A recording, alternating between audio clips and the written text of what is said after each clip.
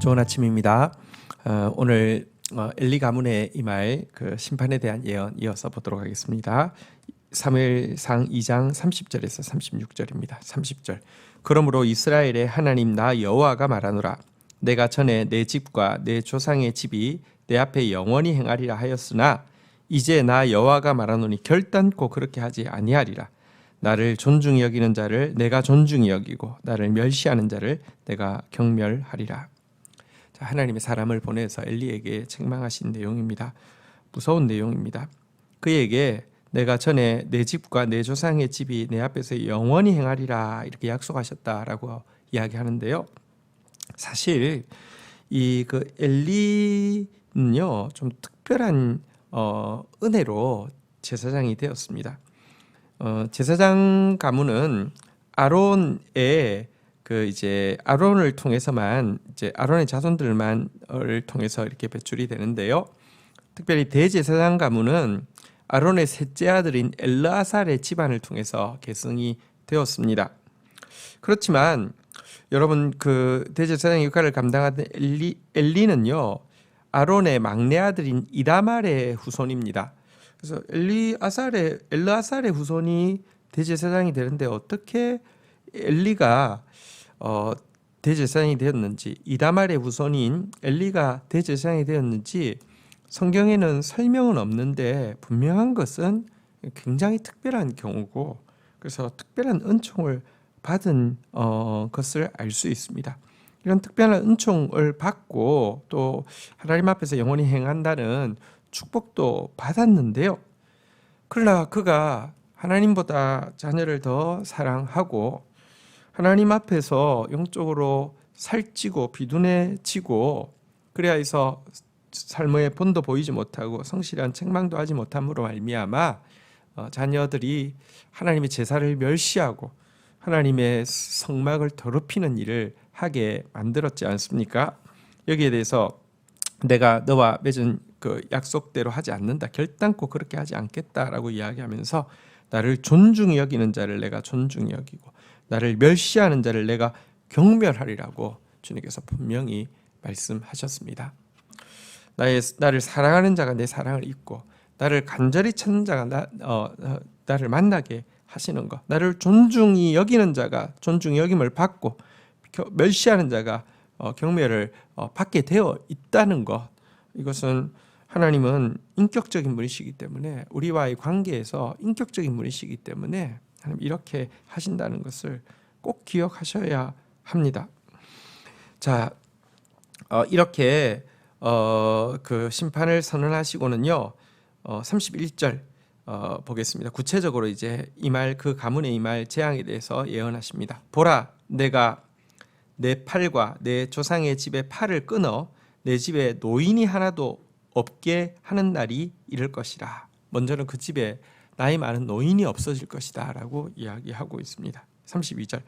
이스라엘에게 모든 복을 내리는 중에 너는 내 처소의 환난을 볼 것이요 내 집에 영원토록 노인이 없을 것이며.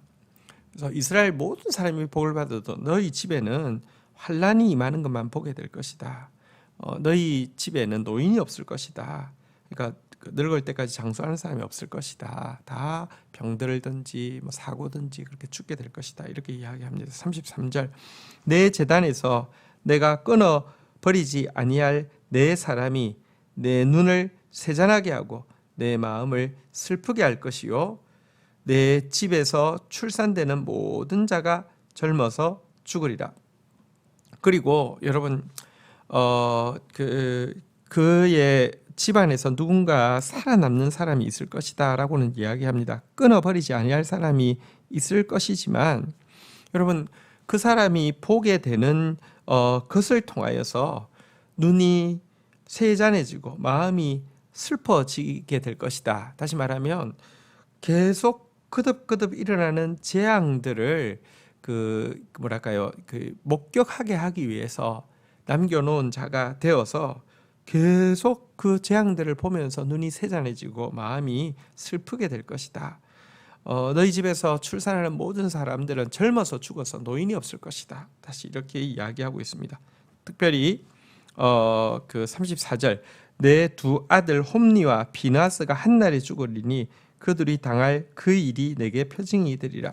그리고 이 일의 출발은 그 악한 아들 홈니와 비나스가 한 날에 죽게 되는 것으로부터 시작되어서 그 이후로 내가 너에게 예언한 이 모든 재앙들이 실제가 되리라라고 이야기하고 있습니다.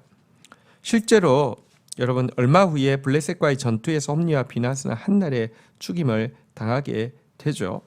그리고 엘리의 후손 중에 이제 그 노업에서 이제 그 제사장을 하고 있던 아히멜렉 가문에서 아비아들 한 사람을 제외하고는 전부 다 전멸을 당하게 되죠. 근데 또 아비아달이 그래도 뭐랄까 이제 솔로몬 시대에 그러니까 그 다윗 시대에 이제 다윗의 이제 대제사장으로서 함께 하게 되었는데요. 솔로몬 시대가 열릴 때 아비아달이 또 반역의 줄을 서다가 대제사장직을 박탈당하게 되고요. 그 이후로 이 자손들은 일반 제사장이 되어서 근근히 생계만 유지하게 되는 일이 생기게 됩니다. 그러니까 그대로 이 예언한 대로 정확하게 노인이 없이 그 어린 그 아비아들 하나를만 남기고 딱 죽게 되고요. 결국은 대제사장직도 박탈당하게 되고요. 밥벌이만 하는 그런 사람으로 전락하게 된 거 하나님께서 경고하신 예언이 저주의 예언도 그대로 이루어졌습니다. 여러분 성경에는 보면 축복의 예언도 있고 저주의 예언도 있는데 정확한 것은 두 가지 다 그대로 이루어진다는 것입니다. 저주받기에 합당한 저희들에게 축복받을 수 있도록 모든 그 여건을 예수 그리스도를 통하여서 이루어 주시고 약속의 말씀을 주셨습니다. 그럴진데 두렵고 떨림으로 또 감격하며 감사하며 그 은혜를 누릴 수 있는 사람 되어야지 엘리처럼 은혜 받았다가 이렇게 다 쏟아버리고 부끄럽게 끝나는 사람 되지 않도록 저 자신을 살피는 저와 여러분들이 되셔야 되겠습니다. 35절 내가 나를 위하여 충실한 제사장을 일으킬 것이니 그 사람은 내 마음 내 뜻대로 행할 것이라. 내가 그를 위하여 견고한 집을 세우리니 그가 나의 기름 부음을 받은 자 앞에서 영구히 행하리라. 엘리에게 주어진 대제사장의 직분은 이제 끊어지게 될 것이지만 그렇다고 빈자리로 있느냐 그렇지 않다고 예언하고 있습니다. 내가 나를 위하여 충실한 제사장을 일으킬 것이다 라고 하면서 그 자리에 이제 충실한 제사장이 설 것이다 라고 예언하고 있고요. 그 사람은 내 마음 내 뜻대로 행할 것이라. 그렇게 세움받는 자는 주님의 마음 주님의 뜻대로 행할 것이다 라고 이야기하고 있습니다. 그리고 하나님은 그를 위하여서 견고한 집을 지어주실 것이고 그는 하나님의 기름 부음 받은 자 앞에서 영구히 행할 것이다 라고 축복하고 있습니다. 이 예언은 솔로몬 시대의 아비아달이 이제 대제사장직에서 박탈당하게 되고요. 이제 그 엘르아살 워낙에 아론의 셋째 아들인 엘레아살의 후손인 사독을 대제사장으로 다시 세우게 되는데요.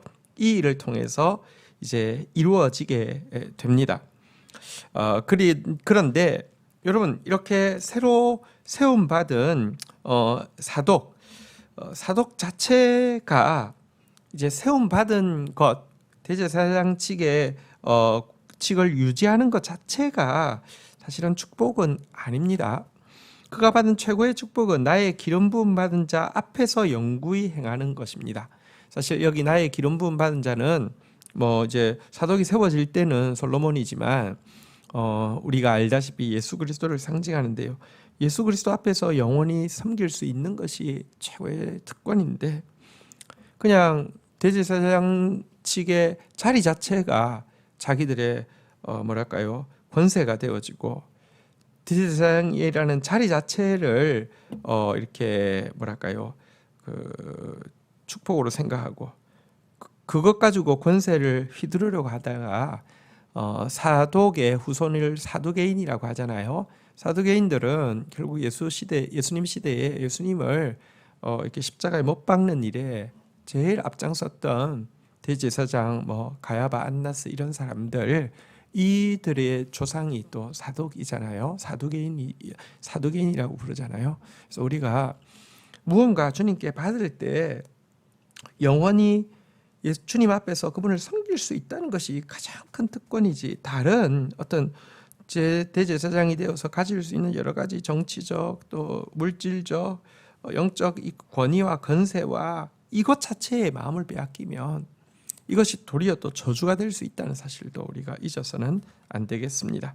36절 그리고 내 집에 남은 이가 각기 와서 은 한 조각과 떡 한 덩이를 위하여 그에게 엎드리려 이르되 청하노니 내게 제사장 직분 하나를 맡겨 내게 떡 조각을 먹게 하소서 하리라 하셨다 하니라.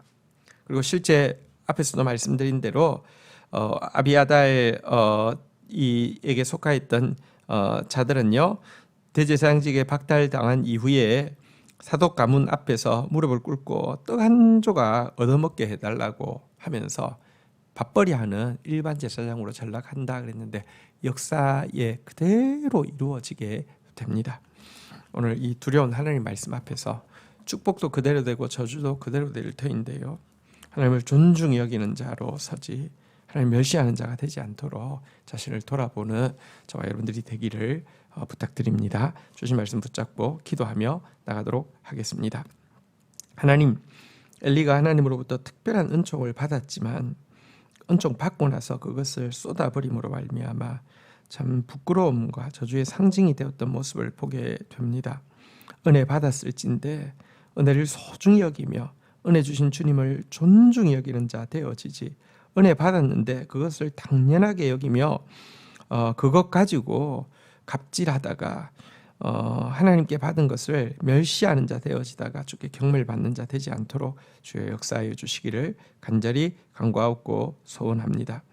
오늘 하나님 엘리 가문에 명하신 저주가 하나도 빠짐없이 그대로 된 것을 살펴보았습니다.